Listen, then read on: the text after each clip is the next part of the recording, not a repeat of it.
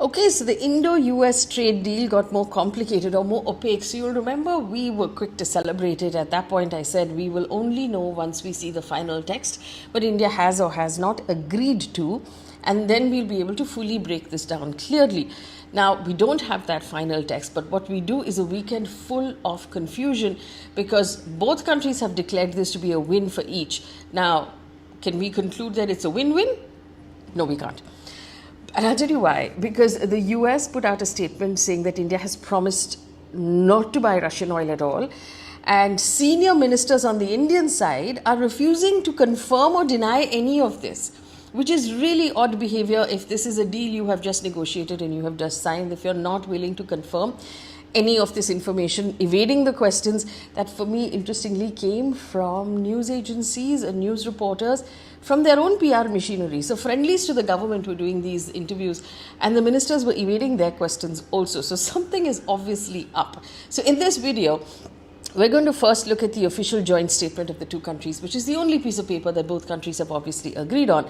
Two, we'll talk about what US has claimed and what India has confirmed or denied, mostly about Russian oil. And then we'll also talk about the other interested parties or affected parties, which are the farmers, the consumers, industry, and India's strategic autonomy. Before we go further though, please like, share and subscribe, and also sign up for our membership if you can.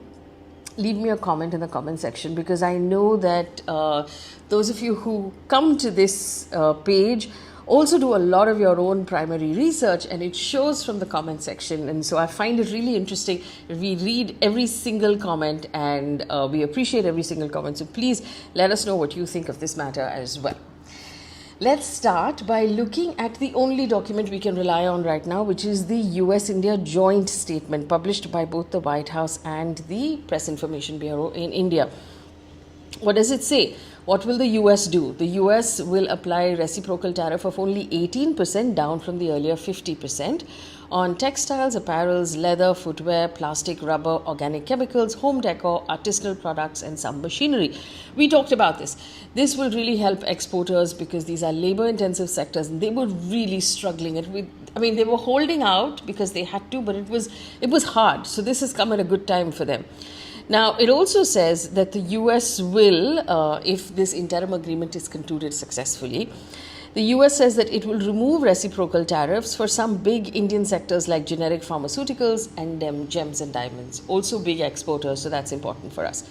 What will India do in return?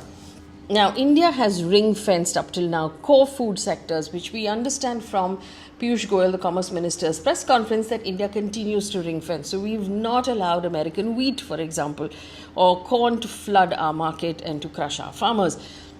But we have opened the door to several US origin food products, which will now become more affordable. Let's take a look at what that is. Animal feed ingredients. Import duties have been cut for livestock and poultry producers. And basically a sort of byproduct of ethanol production that is from corn that is used to feed animals. That's going to come in. Tree nuts, almonds, pistachios, and walnuts will become cheaper for everybody. Food processing, restaurants, and for us. Fresh fruits will come in. Now, what does America normally grow? Apples, strawberries, oranges. Remember California oranges, blueberries, grapes. So all of that will come into our market. So for farmers who grow that in India, this is a bit of a challenge. Along with that, peaches, pears, cherries, melons, significant portions of the American fruit market and agriculture production will go to come into our country. So fruit production, our farmers are going to have to put up with that competition. Soybean oil, wine and spirits. So basically American wines and American bourbon and whiskey will become cheaper, which is good for the hospitality business and for retailers and for people in India who enjoy those products. The big headline, so this is what we have dropped, but the big headline here again was India intends, in the joint statement, India intends to purchase $500 billion of goods from the US over the next 5 years. So that's $100 billion of goods from the US. That's a lot for energy, aircraft parts, precious metals, tech products, and coking coal. Now, the language is really important here. Intends is a really important word. It doesn't say commits. India intends. And, Piyush Goyal in his press conference framed this as aspirational rather than binding. What he explicitly clarified is that the 500 billion number is not legally binding as an obligation for India.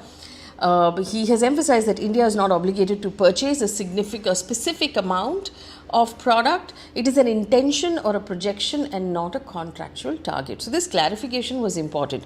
There was another question, if you remember our previous video, that everybody was asking that we needed a clarification on, and that was Russian oil. And that is the explosive part of this story. Now, what does it say? It's the most politically sensitive, right?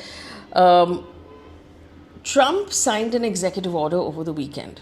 And I remember reading about it, that Trump signed an executive order removing that extra 25% punitive sort of tariff that they had put on us because of Russian oil purchases.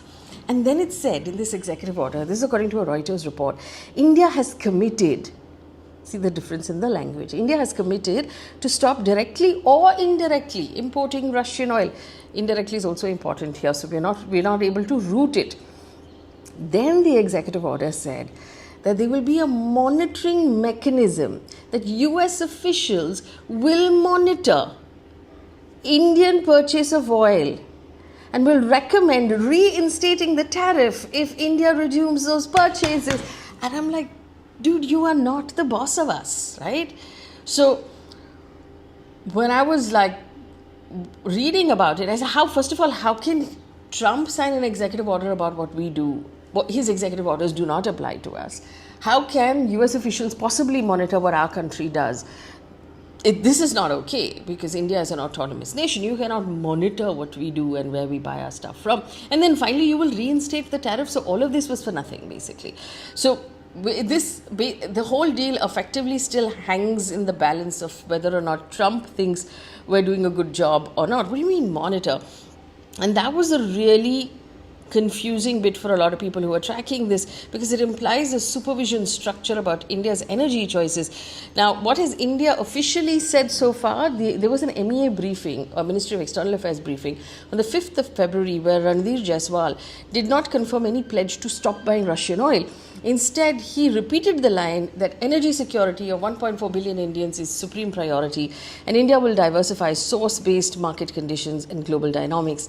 That is a critical detail. See, so India has always said, from the time Trump started talking about buying Russian oil, even before that, when Europe was talking about Russian oil, when the Ukraine war had started, India at that point said, hey, it is our responsibility as a government to make sure that we ensure energy security for all of our people at the correct price. We're going to do whatever is necessary.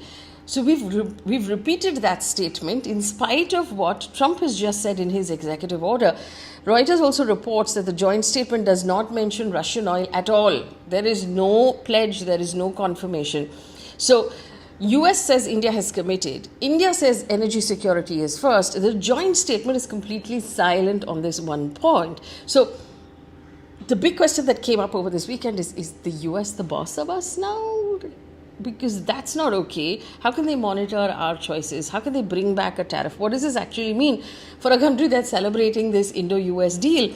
And of course, these questions came up before the two ministers in charge. Did India agree to stop buying Russian oil? This was a question that came up before Piyush Goyal in his press conference, and then again in an interview. He just declined to comment, and he kept saying that this is a question for the Ministry of External Affairs. They've negotiated it. Even though Piyush Goyal has taken credit for the fact that he's just negotiated the trade deal. Is Russian oil part of the trade deal or not part of the trade deal? Does the purchase of Russian oil become part of trade at all? Because that is in your department. And can another country monitor our trade and penalize us? For that monitoring? That is also part of your department. But he refused to answer that question. He kept saying the foreign ministry would respond.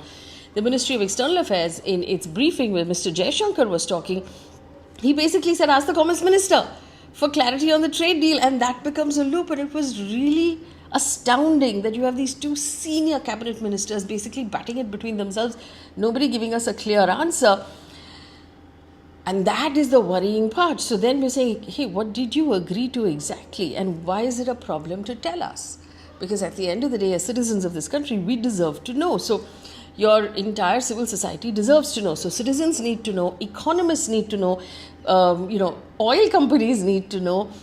courts need to know, opposition needs to know, people need to know. This is a democracy. What have you actually agreed to? And the ambiguity, is it strategic? Are you tallowing for a reason? Are you putting this off for a reason because you don't want to confirm something in front of America?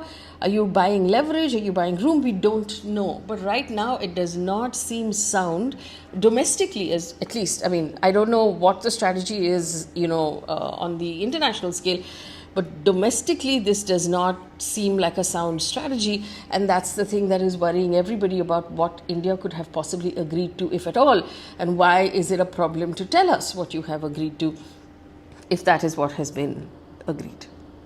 There's one more problem, and that is on the agriculture side. There's another political fight on the agriculture side that's coming close to, opening up completely. The joint statement, like I told you, said that they will be the DDGs. DDGs are basically, like I told you, a byproduct of ethanol, which in America is made out of corn. And a large portion of, remember, US corn is genetically modified. And in India, we do not allow genetically modified grains into our country because it will mess with the grains that we are already growing. Now, the government messaging, including especially from Piyush Goyal, was that sensitive agriculture dairy products will be protected, that we will not expose it to genetically modified crop. But there's now farmer groups and some RSS-linked bodies who are arguing that the DDGs that you are going to bring in, the byproduct of corn, will find its way into our food chain. It will enter the food chain indirectly through milk and eggs and meat because you will be feeding it to animals. It will create regulatory biosafety complications. And once you let it in, you will have trouble actually properly monitoring and tracing what part of the food chain it's actually entering. The government is saying that during ethanol production, it's completely broken down, and so the DNA doesn't exist anymore. But I'm just putting a pin in this. This is going to turn into a bigger problem. It's going to turn into a larger issue in the future. But honestly, without the documentation, which is what I said in the previous report also, without the actual detailed tariff lines, the quotas, the minimum import duties, the enforcement rules, nobody outside government can actually confidently understand what is being protected and what is being changed and what we have agreed to or not. And so these sort of reports become really difficult to understand.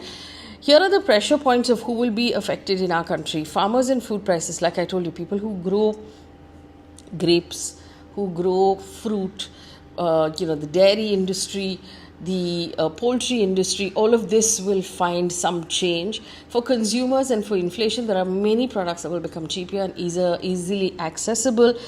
But the big challenge for me, if I look at it, is strategic autonomy. The Russia oil is more than an issue about oil security, because India will, over a period of time, find alternatives. We've done it in the past, but India cannot switch off that pipe immediately. It's going to take some time to weed this out, but it boils down to what we have agreed to. And whether this is, like Andy Mukherjee in Bloomberg put out an article recently where he said this compares to bailout type pressure politics. Basically, in his column, he talks about the fact that, earlier when the IMF would give a loan, they would have conditions that you had to follow in order to get that loan. It feels like that is what he's saying, that, okay, so US has agreed to something, but the list of conditions that they have asked for almost steps on the toes of our autonomy, and that is not nice as a country. It's not a good feeling. It doesn't feel confident. It doesn't feel right. So that clarification would be really, really important. And like I said, for media, for opposition, for economists, for citizens, for people who study the farm sector, it's really important for us to actually have our hands on the fine print of better clarification from the part of government so that we can actually analyze this deal better. Of course, we will keep doing, and if you want, we'll do a follow-up to this as well about who wins and who loses sector-wise and what each sector is going to gain or lose through this deal. But leave me in the comment section if you think that India agreed to too much. Did we give up too much? And what your possible theory is as to why our senior ministers are not confirming anything on record.